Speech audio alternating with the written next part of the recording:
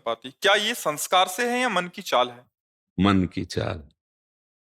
पूर्व प्रारब्ध स्फुरना करता है, भोगों का संयोग दिलाता है, ना कि भोगों में भ्रष्ट कर देता है। क्योंकि अगर प्रारब्ध के अनुसार ही हमारी साधना होती तो कभी भगवत प्राप्ति नहीं होती। प्रारब्ध दो ही कर्मों का होता है, शुभ और अशुभ कर्मों का, जो पूर्व में किए हैं उनके संस्कार होते हैं। जैसे हमारा मलिन संस्कार है, कामाशक्त या क्रोधाशक्त, वो स्वभाव में कारण शरीर में उसका ज्यादा प्रभाव होता है।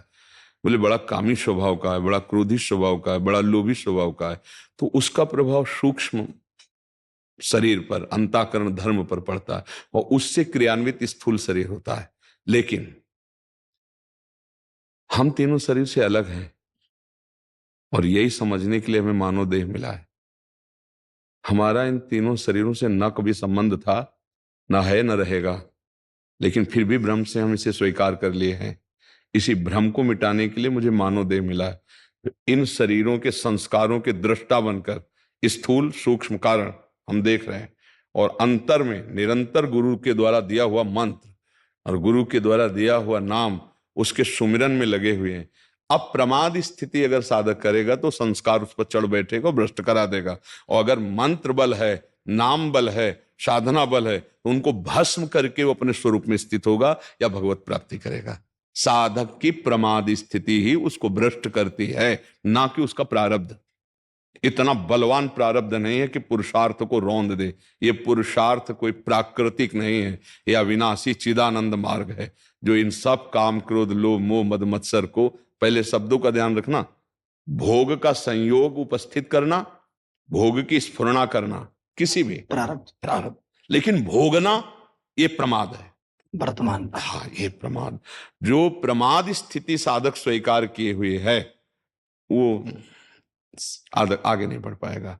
इसलिए आहार विहार संग चिंतन, इन्हीं के द्वारा हमारा युद्ध हो रहा है ना। पूर्व अशुभ संस्कारों से हमारा युद्ध हो रहा है। हम प्रतिपल युद्ध में तैनात हैं, रात दिन लड़ाई लड़ रहे हैं, तभी तो विजय श्री मिलती है। इन्हीं से तो लड़ रहे हैं। और लड़ना किससे?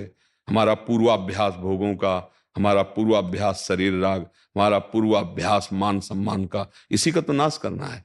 वो उपस्थित हो रहे हैं, लेकिन साधक अंतर्दृष्टि से, दृष्टाभाव से उनको काटता चला जा रहा है, और जो काट ना पाया तो वो उसे काट के गिरा देते हैं।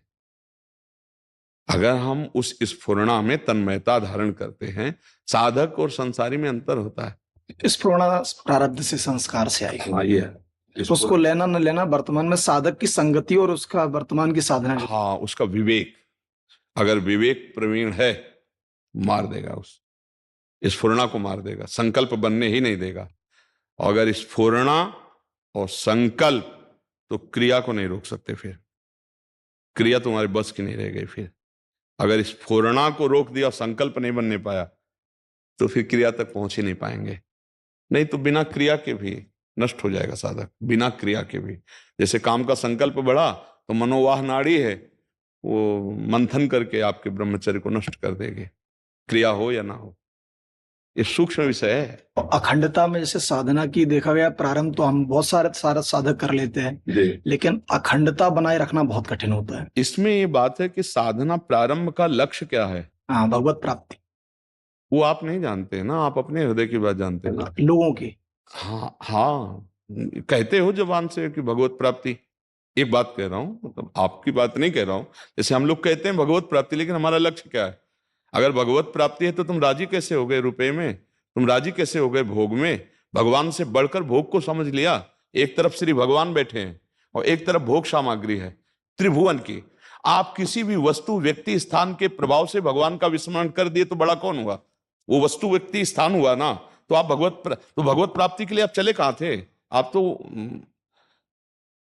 भगवत प्राप्ति का लक्ष्य जब हो जाएगा तो किसी की ताकत नहीं है कि वो भगवान से उसको विलक कर सके। त्रिभुवन की राज्य लक्ष्मी देने पर भी जो आधे पल के लिए भगवान का विस्मरण नहीं करता, वो भगवत प्राप्ति के लक्ष्य का साधक है।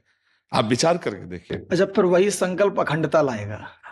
देखो महाराज जी, इसमें सबसे बड़ी बात होती है, आग क्या है आपके अंदर? लगन क्या है, हाँ, वो फिर बर्दाश्त नहीं होता। जैसे हृदय में सारी स्फुरणाएं होती है, ऐसा नहीं होता कि काम स्फुरणा नहीं, क्रोध स्फुरणा, सब होती है। रोना पड़ता है जब साधक विवश होता है, तो रोता है गुरुजनों के चरणों में कि अब बस नहीं रह गए, बहुत जला रहा है मन, नहीं तो सह जाओ। यम ही न विथियन्त्येते पुरुषम पुरुषर्षभ सम दुखा सुखाधीनम सोमृतत्वाय कल्पते। वो अमृत पद का अधिकारी हो गया जो आई हुई व्यथाओं को, स्फुरणा कोई साधारण थोड़ी होती है। जब काम की स्फुरणा, क्रोध की, ये जो वेग आते हैं, इनको तो कोई महात्मा ही सह सकता है, नहीं तो एक मिनट के अंदर तन्मयता प्रदान करते हैं। जो तन्मय नहीं हो पाया स्फुरणा में, वो संकल्प नहीं बनने पाएगा, ध्यान रखना। जहां अपनी मांग मान ली, जैसे मन कह रहा है, वो नेत्रेंद्री के साथ हुआ तो वो रूप देखना चाहता है। अब उस समय आप विवेकवान हैं, आप समझ रहे हैं कि मन नेत्रेंद्री के साथ होकर रूप देखना चाहता है, मेरा विषय नहीं है, तो आप लड़ सकते हैं, आप उसे अनुमति नहीं देंगे। और जब ये हुआ कि मैं रूप देखना चाहता हूं, मन खत्म, तन्मय कर लिया, अब आप फंस गए। मैं किसी भी इंद्री के साथ जुड़ा अंतःकरण धर्म का, वो आपको मारेगा। मैं भोगना चाहता हूं, मैं चखना चाहता हूं, मैं सूंघना चाहता हूं, शब्द स्पर्श रूप रसगंध, 5 मना खष्टान इंद्रियाणि प्रकृति स्थानी कर सती। लेकिन आप सच्चिदानंद वपु भगवान के अंश हैं। भक्ति ज्ञान, आप आत्मस्वरूप हैं, दो में एक स्वीकार कर लो। आप इनके दृष्टा हैं, साक्षी हैं, भोक्ता नहीं हैं। भोक्ता वो हैं, आप भोक्ता नहीं। कर्ता वो हैं, आप कर्ता नहीं। कर्ता और भोक्ता भाव जब तक रहता है तो विमूढ़ता बनी रहती है, मूढ़ता छाई रहती है। अहंकार विमूढ़ आत्मा कर्ता हमिति मन्यते। आज मेरा मन कह रहा है ये खाऊंगा, रसेंद्री और मन मिल गया, तो आप कैसे मिल गए? मैं खाऊंगा, कितनी बड़ी भूल हो गई। रसेंद्री मांग रही, अब उचित है तो दीजिए, अनुचित है तो मना कर दीजिए। लेकिन जब मैं खाऊंगा तो उचित अनुचित का विचार ही खत्म हो गया। हर विषय ऐसे मैं भोगूंगा। तो जनेन्द्री और मन मिल गया, जनेन्द्री मन मिल गया, त्वगेंद्री स्पर्श सुख की आकांक्षा कर रही। क्या मैं स्पर्श सुख का भोगता हूं? नहीं। अब बचा जा सकता, पर ये ज्ञान बघारना सरल है, समझ। उस समय ये ज्ञान उस समय स्थिति रहला, यही गुरु कृपा, यही भगवत कृपा, यही अभ्यास। ऐसा नहीं कि अभ्यास में अभ्यास योग युक्त चेतसा नान्यगामिना, श्री भगवान कह रहे ऐसा अभ्यास किया जाए, वो अभ्यास से अपर लक्ष्य दृढ़ हो जाए, हमारा लक्ष्य हो जाए भगवत प्राप्ति। हम लोग कहते हैं भगवत प्राप्ति का लक्ष्य भाव, लेकिन हृदय में होता नहीं, महत्व किसी और का चला जाता। हाँ, महत्व यदि भगवत प्राप्ति को, तो बर्दाश्त ही नहीं होगा, कोई सुख सुविधा बर्दाश्त नहीं होगी, चिड़ मचेगी, चिड़ मचेगी। मतलब एक साधक का स्वभाव एक जिद्दी स्वभाव होता है, एक वीर स्वभाव होता है, एक बहादुर स्वभाव होता है। वो लड़ना पसंद करता है, वो कायरता से परास्त होना पसंद नहीं करता।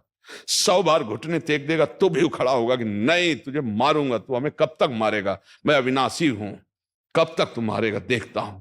नहीं, इस बार फंसा लिया, अब नहीं फंसा पाएगा, फिर चूक हो गई, अच्छा तो फिर कहां से चूक हुई, वो हर बात को देखता है। हमें लगा आज तक कि अगर गुरुजनों की वाणी के अनुसार चला जाए तो कभी फंसा हो ही नहीं सकता, शास्त्र सम्मत वर्ताव हो तो कभी फंसा हो ही नहीं सकता। हम जब शास्त्र सम्मत वर्ताव से चूक जाते हैं, वहीं हम मारे जाते हैं। कहीं ना कहीं संकल्प बन जाता हो। हाँ, महत्व बुद्धि, आत्मबुद्धि। हाँ, हर इंद्री के भोग का एक अपना आकर्षण है, और उसको मैं भोगता हूं ऐसा मानना, ये अज्ञान हमें भ्रष्ट करता है। बस आज मैंने बहुत सुंदर पाया, बना भोगता तो मर, अगली बार तुझे और इंद्री फंसाएगी, दूसरी फंसाएगी, तीसरी फंसा। तो साधक ये समझ ही नहीं पाता कि सच्चिदानंद सुख क्या है। वो इसी सुख को, तभी तो महापुरुषों के संग से ही हमारी साधना प्रारंभ होती है, बचती है और परिपक्व होती है। अगर महापुरुषों का संग ना हो तो बाजार बहुत बढ़िया है, फ्री है सब। यहाँ जिस कोटि का साधक होता उस कोटि का फ्री भोग उसके सामने रखा जाता है, उस कोटि की संपत्ति वैभव उसके सामने आती। बोलो प्रभु को, लगो इसमें। अगर साधक का महत्व प्रभु से ज्यादा किसी भोग का है तो विश्राम मान लेगा कि चलो प्रारब्ध भोग है, भगवान की यही इच्छा है, और वो उन भोगों में, और समझ नहीं पाया भगवान की इच्छा करके, हम अच्छे साधकों की बात कर रहे हैं कि भाई प्रयास तो बहुत किया पर प्रारब्ध प्रबल है और भगवान की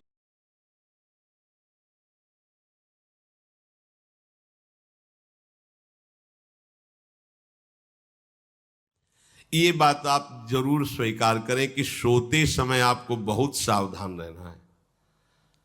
और प्रायः गलती सोते समय करते हैं उपासक की, कोई प्रपंच की बात याद करते हुए या मोबाइल देखते हुए या कोई गंदी चेष्टाओं का आपकी रात बेकार चली जाएगी। अगर गंदी चेष्टा हो गई तो सुबह भी बेकार हो जाएगी, दिन भी बेकार हो जाएगा, निरुत्साहित हो जाओगे। सोते समय आपको समय नहीं देना व्यर्थ चिंतन का। उसी समय विषय चिंतन होता है, उसी समय विषय भोग की आकांक्षा जागृत होती, उसी समय विषय देखने की इच्छा होती। मोबाइल है तो जिस समय आप अपनी शैया पर जाएं स्विच ऑफ कर दें। उसमें मैसेज घंटी आने का कोई भी रास्ता मत रखें। मान लीजिए